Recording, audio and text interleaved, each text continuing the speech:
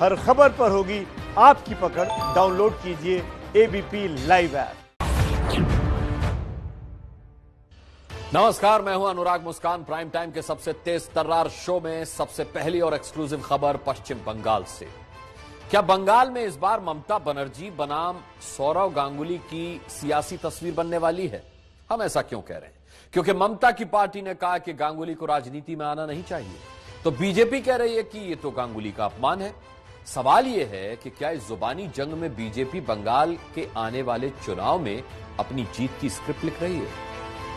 भारत माता की जय श्री राम।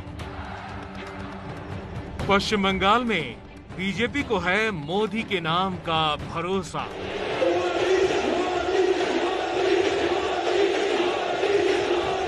चुपे चाप बुद्ध से अमित शाह जी स्वागतम। बंगाल में जीत के लिए बीजेपी को है अमित शाह की राजनीति पर यकीन। हमारा सोनार बांग्ला कहाँ गुम हो गया? देश भर में फैले हुए बंगाली आज सोनार बांग्ला को ढूंढ रहे हैं। जेपी नड्डा की मेहनत के भरोसे बंगाल में कमल खिलाने की है तैयारी। इनको वेस्ट बंगाल की जनता से प्रेम नहीं है, ये राजनीति और विशुद्ध राजनीति करती है अपने कुर्सी के खातिर। ये हमको बताना चाहिए, ये हमको समझाना चाहिए। बीजेपी नेतृत्व की ये त्रिमूर्ति बंगाल में विजय के लिए स्क्रिप्ट लिखने में जुटी है और तैयारी के बीच सवाल ये हो रहा है कि बंगाल में बीजेपी का लोकल चेहरा कौन होगा।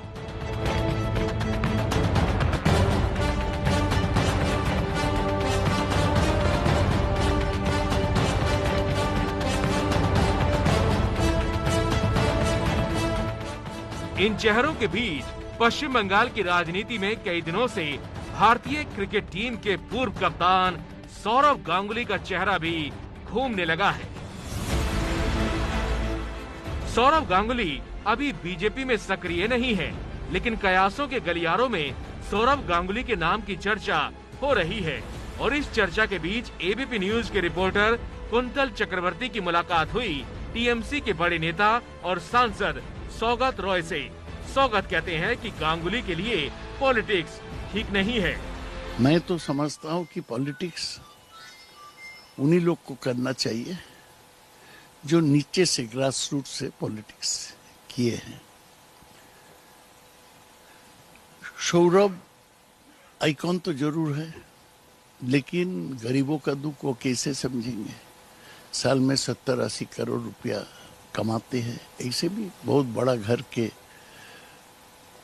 लड़का है। उनका पिताजी चंडी गांगुली वो भी सीएबी में थे और उनको बहुत बड़ा प्रेस था।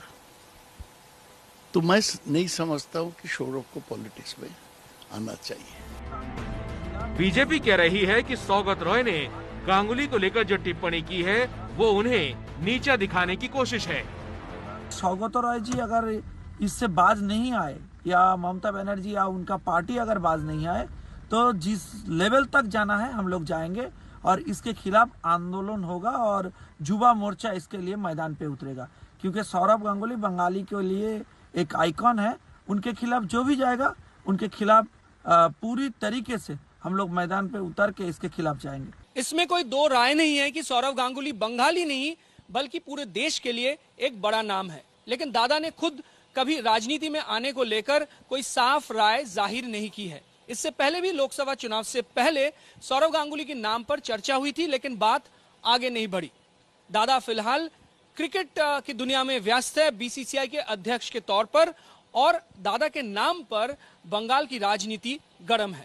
अगर सौरव गांगुली जैसा प्लेयर है जो पॉपुलैरिटी है वो सीएम पोस्ट में आएगा बीजेपी के लिए, वो तो बीजेपी को एक तरफा जीतने का बहुत मदद मिलेगा।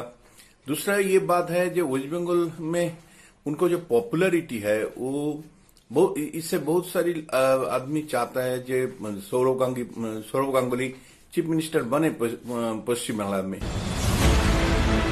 दादा का भविष्य क्या होगा ये तो नहीं पता, लेकिन बीजेपी ने बंगाल जीतने के लिए पूरी तरह से कमर कस रखी है।